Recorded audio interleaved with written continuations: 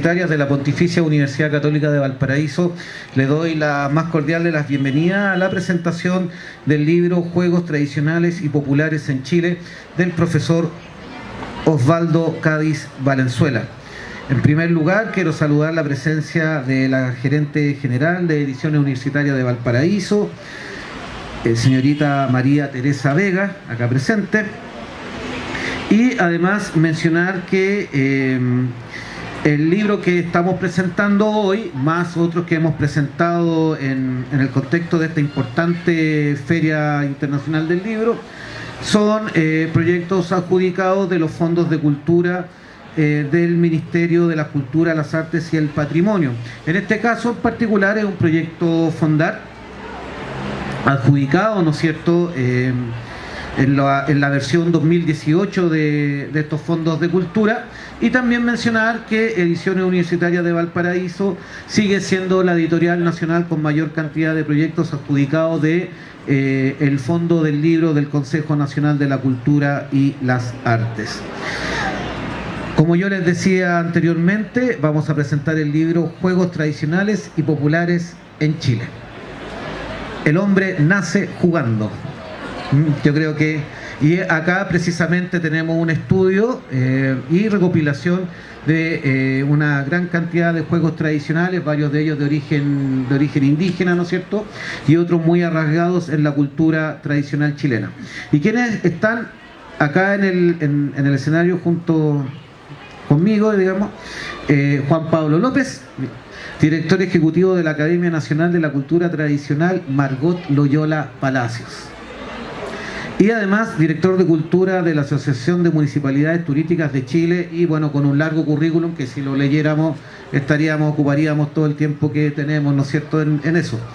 Y al centro, profesor, maestro, colega, profesor de castellano, al igual que yo, profesor maestro Osvaldo Cádiz Valenzuela, también cuyo currículum, trayectoria, prestigio e importancia para el desarrollo, conservación y proyección de la cultura tradicional chilena nos supera. O sea, podríamos estar acá hablando también una gran cantidad de rato sobre la trayectoria del maestro Osvaldo Cádiz y no terminaríamos nunca de hablar. Sobre todo porque lo que venimos a hablar ahora es de juegos tradicionales y populares en Chile.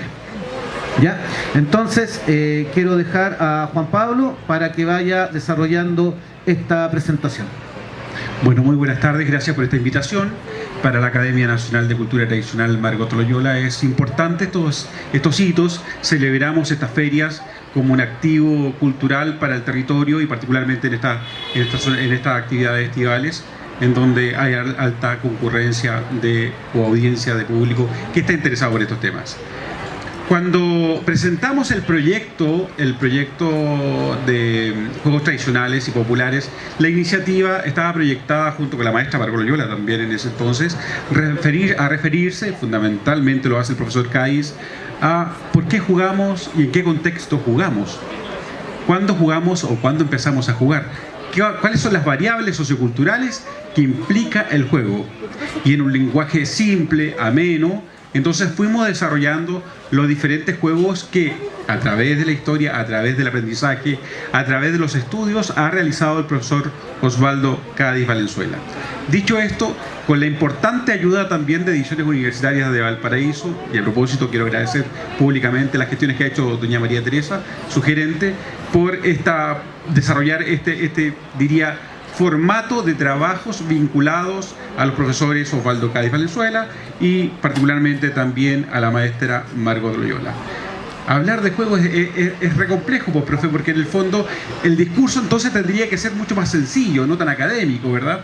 Y al respecto, sin más preámbulo, quiero que el profesor Osvaldo Cádiz nos señale cómo fue el método de estudio, qué hizo, qué no hizo, en qué se basa este hermoso trabajo que se llama Juegos Tradicionales y Populares en Chile. Profesor. Buenas tardes. Una de las características del trabajo de terreno de Margot es abarcar todo el sentir de una comunidad. Ella me decía, el canto y la danza tradicional no están en el aire. El hombre que canta, la mujer que canta, tiene un sentimiento, está inserta dentro de una comunidad, que tienen un comportamiento social, que tienen muchas cosas en torno a su cultura.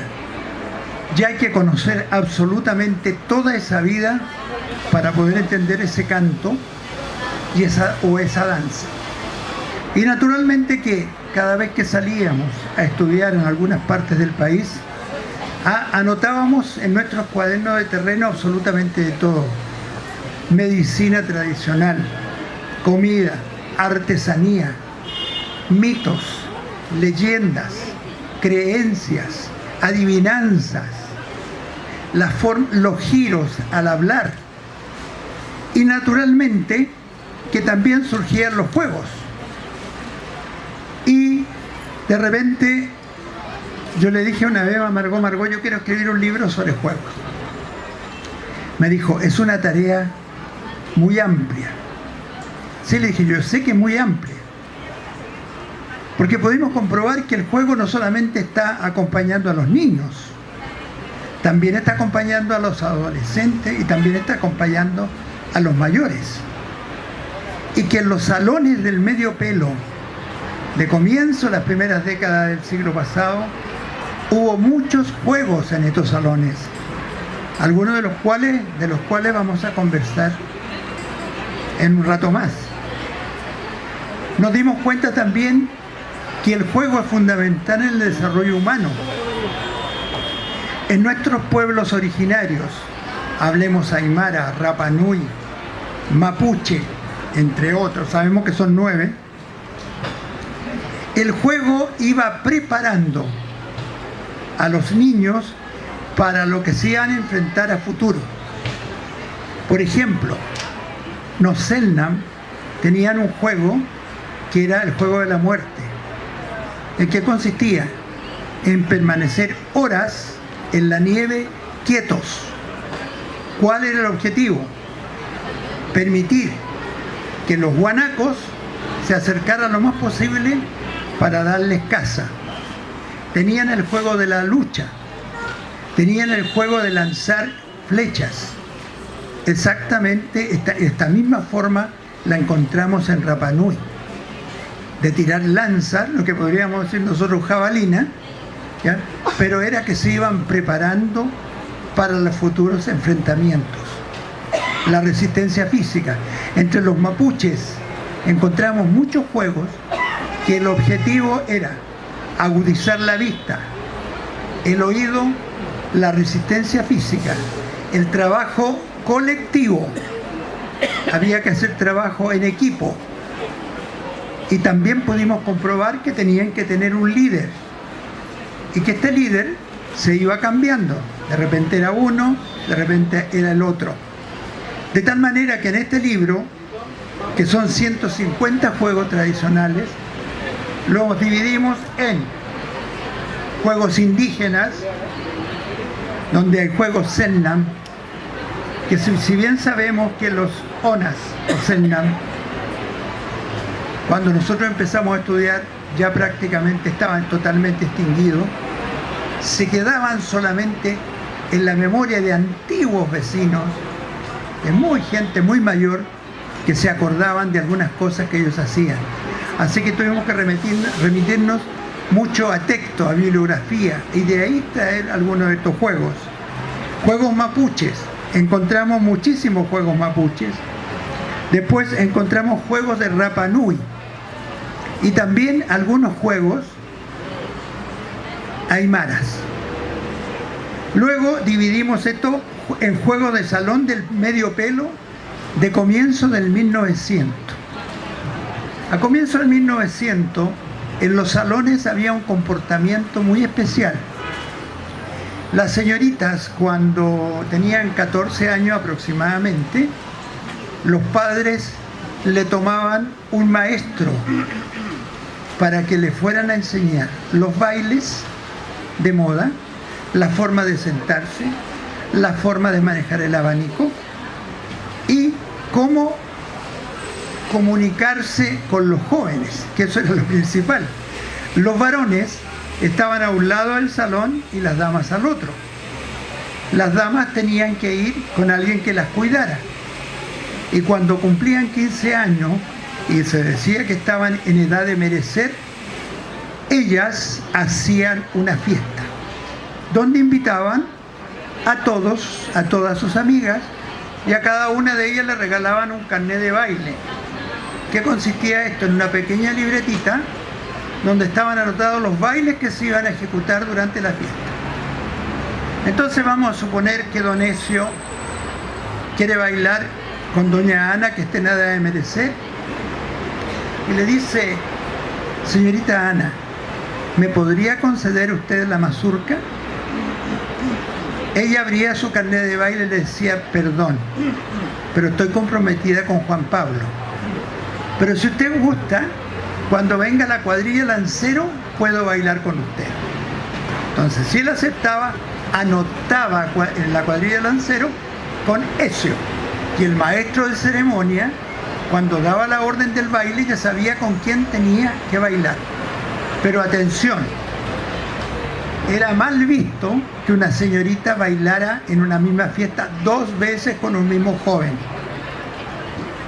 Tenía que tratar de bailar con todos los que estaban ahí. Entonces, esto hacía que al final de la fiesta había una parte muy importante que se llamaba los juegos de cotillón, en donde un maestro de ceremonia organizaba estos juegos y los hacía participar a todos. Y muchas veces este maestro de ceremonia, se van a dar cuenta que hacía algo que no es ninguna novedad, que está muy en boga hoy en día: aceptaba coimas. Es decir, que le pasaran algo para armar las parejas de esta persona, este joven, con esta dama. ¿Ya? Vamos a conversar un poco más adelante de los juegos de salón. Después de esto vienen una serie de juegos de patios y corredores. Muchos de estos son los juegos que nosotros jugábamos en el colegio. El caballito de bronce, por ejemplo, la ronda de la serpiente, el chevet chevet, el caracol, déjenla sola, la viudita del conde Laurel, la ronda de San Miguel, la blanca paloma, las calaveras, etc. Después tenemos un grupo muy importante de juegos que, al analizarnos, nos dimos juegos que tenían que ver con la fertilidad, que son los juegos de paja o de trilla en Chiloé, en donde jugaban después que se había hecho una minga de corta de trigo en la paja que había quedado. Y ahí solamente participaba la gente joven o los solteros. Los casados se sentaban a mirar. Y esto permitía el contacto físico, a veces en forma muy violenta, entre los participantes. Esto en Chiloé. Aquí hay juego, el jurel, el medán, el cachirulo, que es muy entretenido. ¿Sabéis que voy a jugar el juego el curanto? Eso puedo hacerlo. El juego el curanto lo podemos hacer. Y luego el último grupo de danza son danzas lúdicas campesinas. ¿Por qué? Porque nos dimos cuenta que había un grupo de juegos que necesitaban acompañamiento instrumental, fuera una guitarra, fuera un acordeón o algunos idiófonos para su ejecución. Así tenemos el baile de la aguja de la zona de Pilén, de Cauquenes, Maule, ¿ya? Que consiste en que llega una persona a caballo en un palo de escoba a remoler, y la guitarra toca un rasgueo muy rápido, ¿ya? Y se le pregunta: ¿qué anda buscando? Entonces dice: una aguja que se me perdió. Dice: remuele hasta que la encuentres. Y la aguja está escondida en la vestimenta de alguno de los que están ahí presentes. Si no la encuentra, tiene que seguir remoliendo. Eso se llama el baile de la aguja. Está el machuca charqui, está el costillar, y del norte el sonso ternero, el sayari, aymara, que hay un sincretismo ahí con elementos, porque está el texto, hay parte que está en Castilla y parte que está en lengua. Y luego hay algunas pequeñas indicaciones para los maestros que quieran enseñarlo en el aula. Pero vamos a hacer, para esto voy a necesitar ayuda, pasarle el micrófono allá o que lo corras tú. ¿Ya? Perdón, Ezio dijo que yo era profesor de castellano, sí, pero algo que se me olvidó decir, soy profesor pensionado. No digo jubilado porque jubilado viene de júbilo, sí. Y no es ninguna alegría cuando uno recibe el primer sueldo después que dejó de hacer clase. A ver, esta primera fila, ¿qué es el curanto? ¿Quién sabe lo que es el curanto? Una comida chilota. Una comida chilota, una comida que tiene características precolombinas, que está en todos los países de América, incluso en Rapa Nui le llaman humu. En el norte también está el mismo sistema de calentar las piedras y la cocción de los alimentos. Bueno, en Chiloé se hace un juego que se llama el curanto y que lo vamos a aprender ahora. Primero, para tener un curanto, ¿qué tenemos que tener, caballeros? Lo primero que hay que hacer. Un hoyo. Un hoyo, perfecto. Después, Las piedras. piedra, perfecto. ¿Qué más? No se olviden de eso. Fuego. El fuego, muy bien. ¿Qué más le echamos al curanto? No, échale, a ver, echémosle repollo. Repollo. Echémosle chorito, Anita. Ya, chorito. Chorito, ya. Cordero. Un curanto bien especial este, ya. ¿Ah? Longaniza. ¿Perdón? Longaniza. No, déjale la longaniza para el caballero. Tú, a ver. A ver, ¿qué puede ser? La merluza, aquí echémosle merluza. Ya. A él le dejamos Algas marinas. la longaniza. La longaniza. Y el último, caballero. ¿Ah? Carne. Nos faltaría alguien que tapara el curanto. A ver, Waldo, tú. Tapemos el curanto. Echémosle picoroco. Y la señorita, para tapar el curanto, la champa, que hay que taparla arriba. ¿Qué señorita? Ya, la hoja. ¿Pero quién va a ser? No sé, cualquiera que quiera hacer. ¿Quién va a querer ser esa parte, digamos? ¿Sí? Taparla nomás. La nalca, que le metemos con nalca. Ya, ¿en qué consiste el juego? La nalca es una hoja grande para evitar que salga el vapor y se haga mejor la cocción. Hay una persona que hace de cabeza y dice, ay, que me duele la cabeza. Tú tienes que decir, ay, que me duele lo que tú elegiste. Tú pasas. Ya, entonces, Ya. La frase la dice usted, profesor. Yo la digo yo, Ya. ay, que me duele la cabeza. Ya. Ya. Ay, que me duele la cabeza. No. Ay, ay, que me duele el hoyo. Ya.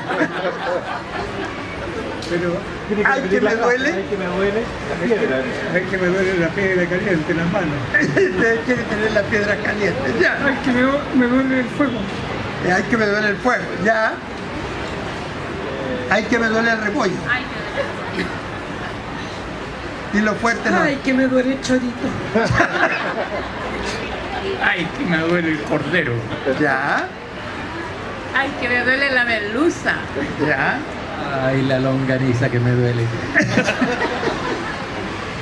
Ay, que me duele el vacuno.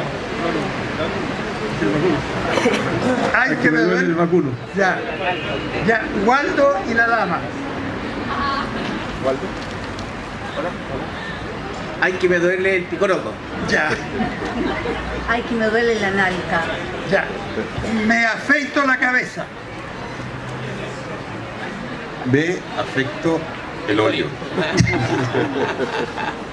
Con la piedra me rasuro. Ya. Ya. Ay, que me afecta el fuego. Ya. Me afeito el chorito.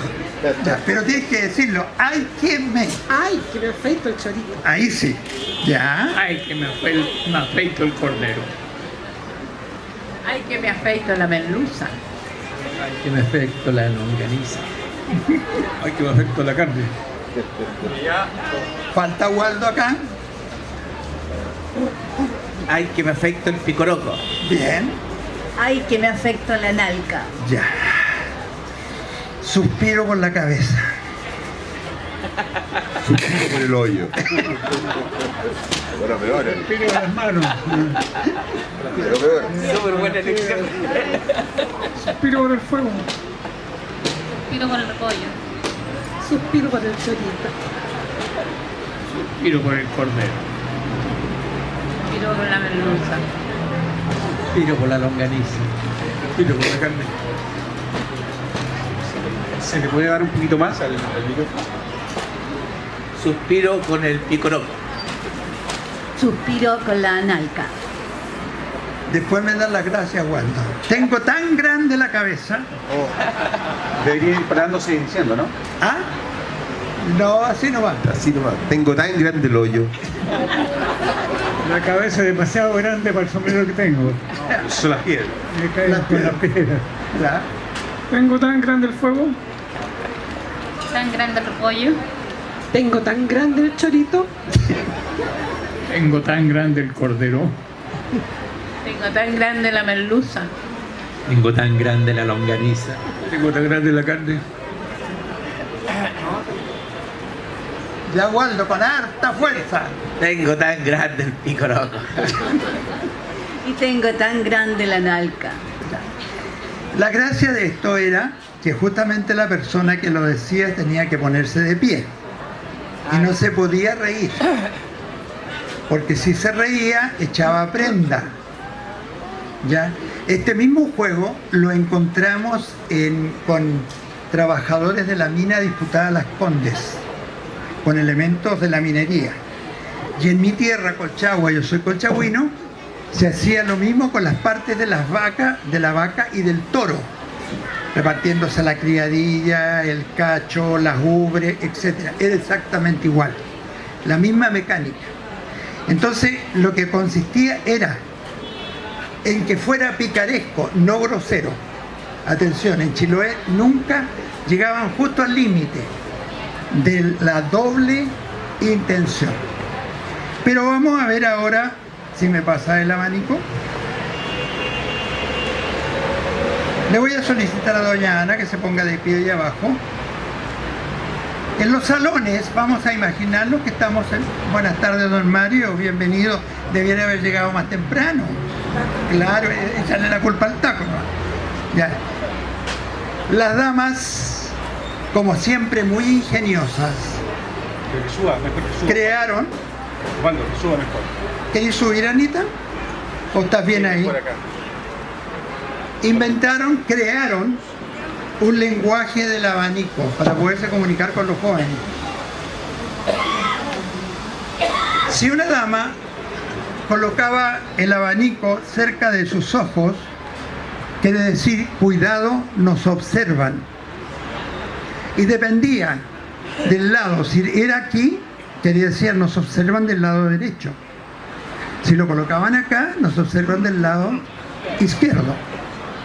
Si una dama se pasaba lentamente el abanico por sobre la frente, quería decir, pienso en ti. Si lo apoyaba en los labios, deslizándolo a un lado y a otro, decía, quiero hablar contigo. Si se lo colocaba sobre un oído, quiero escuchar tu voz. Si se abanicaba agitadamente, tengo celos. Igual tengo celos, era con el abanico cerrado y pegándose aquí. Tengo celos. Si lo llevaba colgando de la mano derecha, busco novio. Se lo llevaba en la mano izquierda. Si lo cambiaba de mano, decía, tengo novio. Ahora, si al pasar cerca de un joven, por ejemplo, del señor que está ahí, le dejaba caer a los pies el abanico, tírese por ahí nomás, déjeselo. Caballero, usted, tenga la bondad de subir, por favor. Anita, acá. Ya. Eso era indicio que querían comunicarse. Tienes que acercarte, con todo respeto, le entrega el abanico. Ahora, si eres muy romántico, te podías hincar frente a ella y darle un beso en la mano. Cosa tuya, ¿cómo querés hacerlo? ¿Así? Ya. Beso. Perdón, eso significa algo muy simple de la dama. Te pertenezco. Así que se van los dos para abajo ahora.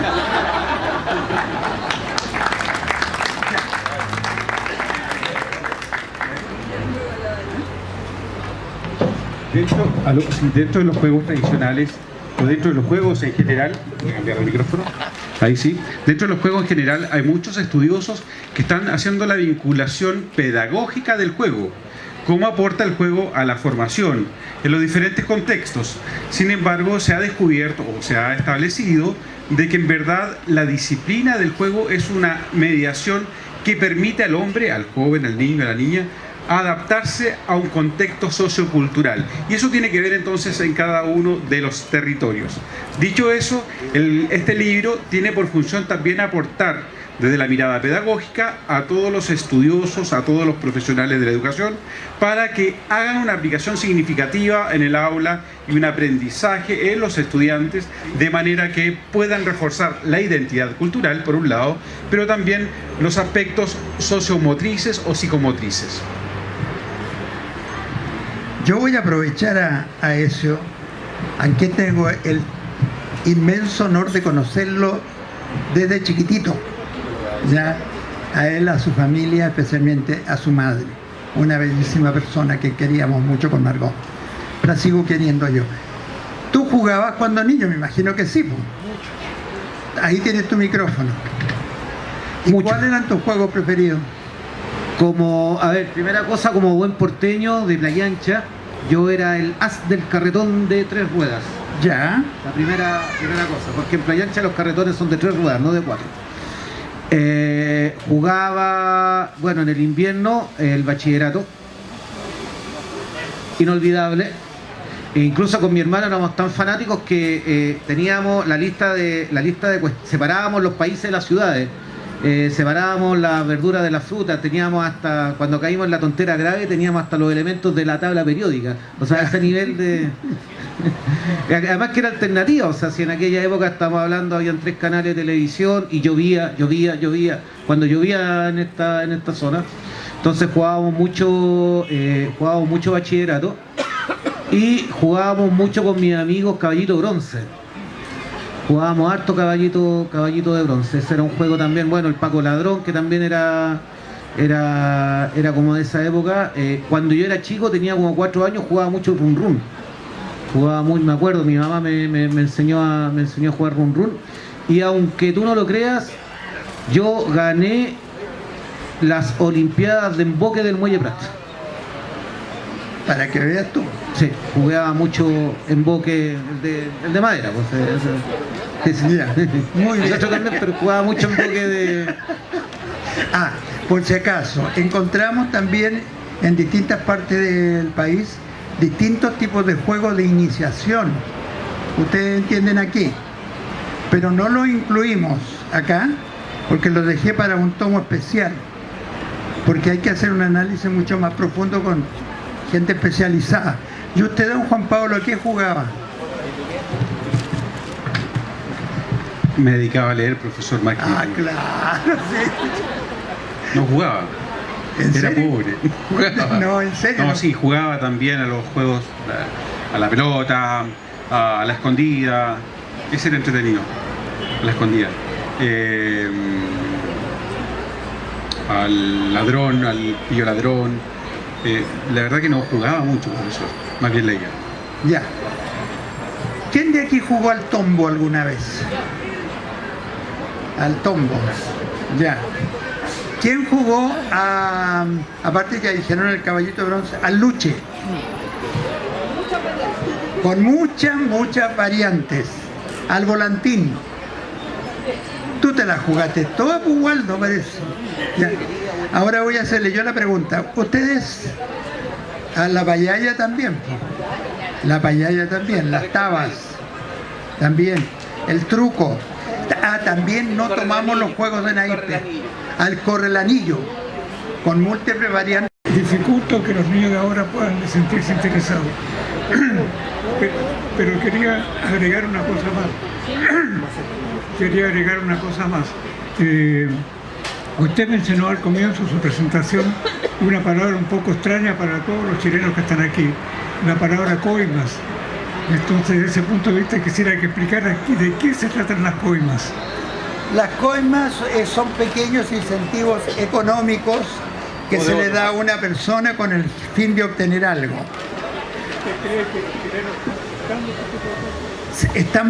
Ya hicimos parte de nuestro quehacer cotidiano, yo creo. ¿Ya? Porque uno se encuentra en las partes más increíbles con pequeñas coimas. Quería agregar una cosa, usted se ha perdido la quintesencia del que es una intervención de su tiempo. Hablar por teléfono con dos tapitas de botella. Exacto, ese teléfono que hacíamos, ¿te acuerdas? Con la cajita, el teléfono decía sí. Anita, ¿qué vas a decir tú? A ver, ¿se escucha? Sí. Fui una niña que jugó, pero todo lo que se podía jugar. Por lo tanto, yo a los 15 años no tenía celulitis. Esa me la agarré después, ¿no? Pero era vida de barrio, era vida de comunidad. O sea, yo vivía en una población en Quinta Normal y todos los muchachos de la cuadra donde yo vivía nos juntábamos a jugar en el verano todos los días y estaban todas las variantes que se dijeron acá, más otras cosas, porque jugábamos rondas, cantábamos, las estatuas, era un 2, 3 momias, qué sé yo, de Arica La Paz, La Paz, y todos los juegos de cordel, de saltos de cordel, que podían ser individuales o colectivos. Entonces eran cuentos interesantes en sentido de convivencia humana y de vida de barrio. Porque mientras nosotros jugábamos, las mamás estaban sentadas en unas banquitas afuera de la casa contándose el último radioteatro y esas cosas. Vida de barrio, que es algo que está bastante perdido en este momento, desde hace muchos años, y que sería interesantísimo recuperar porque produce una vida de comunidad donde todos cuidan a todos también, que es importante, ¿no?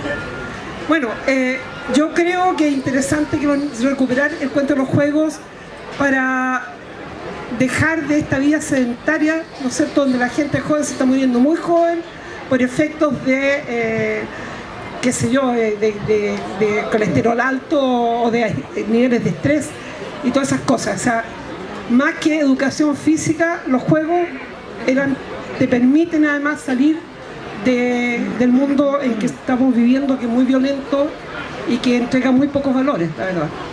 O sea, exacto. Juan Pablo, tú ibas a hablar la experiencia de Calle Larga. Sí, bueno, a partir de los juegos y las manifestaciones culturales locales, en Calle Larga, aquí en la quinta región, eso está al lado de los Andes, se generó un encuentro nacional infantil de cultura tradicional, en donde más de 5.000 niños juegan a ser ellos mismos y juegan a actuar o a participar representando su identidad cultural. Y esa dinámica se ha estudiado y se ha generado un proceso formativo que es aplicable al aula. Entonces sí es posible generar un proceso inverso de lo que hoy ocurre. El celular, la computación, estar pendientes siempre de algo externo nos hace vernos, y la comunicación que se produce en esos encuentros es fantástica. Así que yo diría que es posible hacerlo, pero todo depende de ciertas voluntades académicas, políticas y estratégicas respecto de cómo las organizaciones funcionales están mirando su bien vivir comunitario. Lo más interesante que se da ahí es que los niños se juntan todos en un espacio común. Es impresionante verlos cómo se intercambian juegos. Los que vienen de una región le enseñan a los otros niños y esto a los otros. Los niños juegan a ser niños, como le decíamos nosotros. No es un festival competitivo, no es que demos el mejor lugar, no. Y los niños muestran lo que ellos realmente son. Y han ocurrido cosas realmente increíbles, porque ahí en el mismo Calle Larga, para ellos veneran a la Virgen de las Nieves ahí, y descubrieron, estudiando los niños hacia atrás, que antes existió un baile chino ahí. Y ellos fueron, y uno dijo de los niños que su abuelo había sido chino, había bailado. Invitó al abuelo a la escuela. Este conocía a otro, este conocía a una señora que había hecho los trajes. El hecho es que los niños hicieron de nuevo el baile chino. Y se lo mostraron a los otros niños como algo de ellos, y lo más hermoso es que empezó a salir en la procesión de la Virgen de las Nieves el baile chino. Es decir, esperemos que siga y que se afiance nuevamente ahí. Profesor. Es decir, los niños a través del juego se van descubriendo los valores de una comunidad y de otra comunidad, ¿sí? Una de las experiencias quizás más notables en ese encuentro, me gustaría que usted la comentara, profesor, es de los niños que venían del norte y se encontraron con un espacio verde donde no lo tenían. Por favor. Fue impresionante porque era de una escuela del pueblo de La Tirana, y a mí me impresionaron. ¿Por qué? Porque los niños se revolcaban en el pasto. Me decían, no habíamos visto nunca tanto pasto junto. Claro, jugaban a rodar por encima del pasto, era natural. Allá tienen el desierto solamente. Entonces para ellos todo eso era llamativo. Ahora el otro que llevó sus caballos. Eso es muy interesante. También jugando, ¿sí? Es por eso que el juego es importante relacionarlo con las formas sociales de vida. Porque dentro de estas actividades se invitó a un colegio de Calle Larga, el más rural, a que participara en una propuesta artística en otra localidad de Mulchen. Y elegimos un colegio muy rural, entonces dijimos, bueno, ellos dijeron, ¿qué vamos a hacer? ¿Una presentación folclórica? Y dijimos, no, van a presentar lo que ustedes son. Entonces, un niñito, antes de subir al viaje, dijo, no sé cómo voy a hacer para llevar mis 12 caballos en el bus. Y porque no me están dejando llevar los 12, porque son muchos. Voy a tener que llevar 4 solamente. Así que empacó sus 4 caballos de madera y los subió al bus. Y representó ese juego como parte de su identidad cultural, porque para él era normal jugar a las topeaduras. Entonces es parte de su identidad cultural. Y esos fenómenos hacen que nosotros podamos entender y poder comprender las formas sociales que nos intervienen. Y de ahí entonces es un aprendizaje significativo. Yo te traía una sorpresa, pero no la voy a poder hacer, desgraciadamente, porque era un juego de salón. Se los quedo debiendo. Y lo hermoso era que la que está al piano tocando es Margot Loyola. Porque yo le pedí para un montaje que hice que necesitaba un vals para un juego de salón, y ella me hizo esa grabación.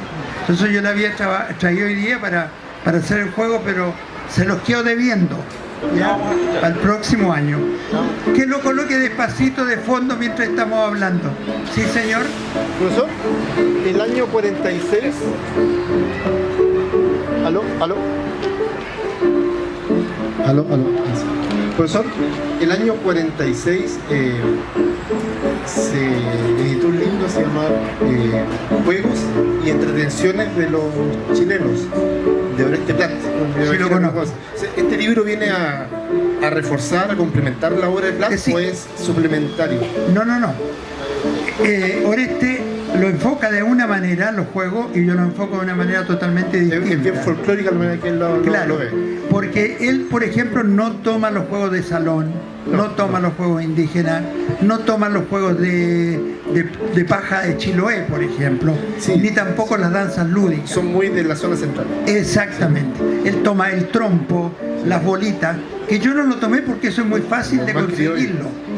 Aquí van a encontrar juegos que no son, algunos que sí están, y que ha sido muy gratificante, que muchas veces la gente lo está leyendo y dice, pero si esto lo jugaba yo cuando niño. O mi papá se emocionó cuando le empecé a leer parte de los juegos. Claro. Yo creo que eso también es importante y fundamental, volver hacia atrás, porque si te pregunto a ti qué jugabas cuando niño... Claro. Son pocos de los que aparecen. Adicionalmente, quiero señalar que el trabajo está hecho de un método etnográfico, de manera que el lenguaje es simple, coloquial, muy cercano, y como se dio en el lugar de que los profesores investigaron. En esos términos, digamos, con lenguaje. Sí, bueno, felicito por el trabajo, porque es bueno esto Sí. mantenerlo vivo. Hay otro libro más que trata sobre los Cada uno iba creciendo. O sea, cuando yo era chico jugaba al caballito de bronce porque mi círculo de amigos eran hombres. Pero después cuando uno empieza a socializar con mujeres, ya los juegos también son distintos y uno empieza a jugar al HD, ¿no es cierto? Otros juegos. Claro, exactamente. El semáforo, ¿qué jugó el semáforo? La botella envenenada, ¿alguien Claro. jugó? La pieza oscura El y- caballero sabía de la pieza oscura. Y como, El doctor, el papá y la como mamá. decía, como dijiste tú, la dijiste pero rápido, que era muy entretenido jugar a la escondida, pero era más entretenido jugar a la escondida cuando uno, o sea, no cuando uno tenía 6, sino cuando tenía como 13, 14 años, era mucho más. Ahí uno le avisaba a quién le gustaba, dónde Claro. estaba. pues, Y uno era vivo, pues salía a esconderse junto con la Ahí niña que uno le donde- gustaba. claro. Pero por Escondida ejemplo, un tema, para mí como playanchino, por ejemplo, cuando nosotros jugábamos cuando éramos chicos, y obviamente no habían celulares en aquella época, de hecho ni siquiera había muy pocos teléfonos de casa, y no era una práctica aislada en el caso nuestro, sino que en Playanche era muy habitual, la convocatoria de los juegos era mediante silbidos. Era mediante silbido, entonces cada uno de nosotros pifiaba, como se dice en aquel momento, de manera diferente. ¿Cómo te llamas tú? Que ya no puedo, si pifeo se me salen los dientes ahora. No, el mío era algo, ya no sé pifiar, ya no me acuerdo, pero el mío era como era. Ese era el mío. Ese era el mío, y eso me identificaba con todo el resto de mis amigos. Eso era muy barrial, ¿ah? Porque tiene otras Sí. connotaciones. Claro, entonces cada uno tenía, y con esos silbidos se armaba el equipo de fútbol. Entonces tenía uno, se ponía en la esquina donde se escuchaba en todo el barrio, porque era Playancha separado por una quebrada en el sector donde íbamos nosotros, y el primero en pifiar, y era muy bonito empezar a escuchar las respuestas que venían de distintos lados. Y eran todos los que se sentían convocados para ir a jugar a la pelota. Y nos encontrábamos todos en la cancha de Las Pulgas, ¿no es cierto? Que es una cancha que está muy cerca de las torpederas. Y ahí nos encontrábamos, porque además las canchas tenían su mística, porque yo me acuerdo que en Playancha estaba la Ratonera, la cancha de Las Pulgas, o sea, puros nombres bonitos, pero eran los espacios que nos convocaba para el tema de los juegos. Osvaldo, yo te voy a hacer la última pregunta ya para que empecemos a cerrar. Cuando llega la primera imprenta a Chile, por allá 1570 más o menos, llega la primera imprenta a Chile. Lo primero que se imprime acá en Chile no es ni un capítulo, ni un versículo de la Biblia, ni un reglamento, nada. Lo primero que se imprime en Chile, con la primera imprenta que llega, es un juego de naipes. Juegos de azar. Teníamos ese dato, eso nos indica inmediatamente que la comunidad necesitaba elementos, material para distracción. ¿Ya? Aquí yo creo que todo el mundo ha jugado a la brisca alguna vez. ¿O no? Levanten la mano los que han jugado. A ver, ¿quiénes Vacaciones, conocen todos el jugué. poto sucio? ¿Viste? Todos saben el poto sucio. No sé por qué es tan popular. Al póker, ¿ya? ¿Qué otras más hay con naipe? A la carioca. Carioca, un juego de invierno también. También. O de verano en la noche, ¿no es cierto? Bueno, hubieron juegos que hubieron muchas personas que perdían casas, perdían señoras, pero eso es otro tipo de juego. El naipe, yo creería que también hay una visión diferente respecto de el por qué se imprime un juego o una carta de juego, que es precisamente este proceso de comercializar o ganar y perder, fundamentalmente. Y de ahí quien apuesta y quien gana, digamos. Una especie de ludopatía primitiva probablemente, pero que se va forzando. Creería yo también que podría ser en esa línea de acción, porque los niños fueron replicando aquello con otros elementos, con elementos quizás de su propia posesión. En el caso de las bolitas, fueron apostando a las bolitas también después. Yo te diría que hay una complementariedad respecto a lo sociocultural ahí. Bueno, claro, las bolitas, los volantines, por ejemplo, y yendo también al Playancha de hace 40 años atrás, yo no sé si hay alguien que sea de Valparaíso, Viña, pero por ejemplo el porteño encumbraba volantines y el desafío era encumbrar con 1 metro de hilo curado, o sea, la hebra era de 1 metro, no como el santiaguino que encumbra volantines con un carrete de hilo curado y obviamente eso produce los estragos que produce, que es tremendamente peligroso. Pero por ejemplo en Valparaíso se encumbraba con una hebra de 1 metro, lo cual hablaba de la habilidad que tenía que tener el niño, ¿no es cierto?, para ir a las colleras y poder mandar cortado al otro. O sea, se desarrollan los juegos infantiles de distinta manera. Ahora, ahora, ya para ir cerrando, ya la verdad se nos pasó súper rápido el tiempo.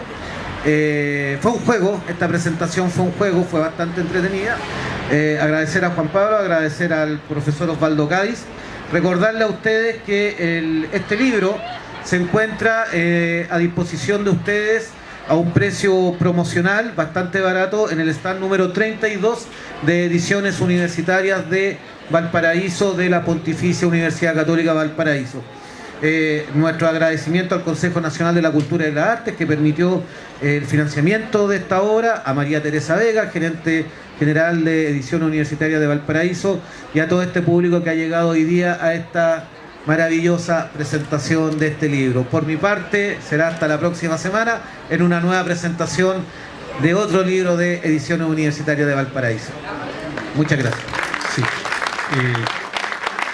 Desde la Academia Nacional de Cultura Tradicional Margot Loyola, quiero invitarlos también a participar de la información referida al centenario Margot Loyola Palacios, que es 2018-2019. La maestra Margot Loyola Palacios es el mayor referente en términos de estudio de la cultura tradicional chilena, en Chile, en Latinoamérica, y hoy estudiada en las más importantes universidades del mundo. En consecuencia, también agradecer al señor rector, don Claudio Lortegui, de la Pontificia Universidad Católica, a Alex Paz, el jefe, en este caso el director de vinculación, y María Teresa Vega, y particularmente quiero agradecer su presencia, mi estimado amigo, de la ilustre Municipalidad de Viña del Mar. Y hacer un guiño también público para decir, es importante que las actividades artísticas de cultura esté presente la cultura tradicional. Entonces la invitación es que en este Festival de Viña del Mar esté presente, ojalá, Margot Loyola en algún instante.